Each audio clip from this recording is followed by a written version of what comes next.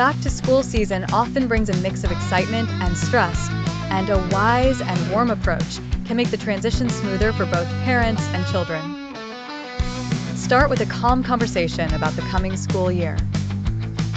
Ask your child what they're looking forward to and what may be making them nervous. Listening first helps them feel seen, and it gives you a better sense of how to support them. Next, rebuild routines a few days before school begins. Adjust bedtime, wake-up time, breakfast habits, and screen time gradually so the first school morning does not feel like a shock. Small changes made early can prevent a rushed and emotional start. Prepare school supplies together.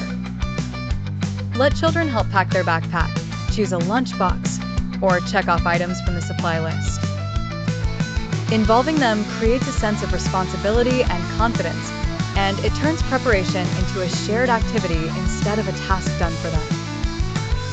Plan for emotional readiness as well. Some children hide their worries behind silence or excitement. Reassure them that mixed feelings are normal. A simple phrase like "it is okay to feel nervous and excited at the same time" can be grounding and comforting.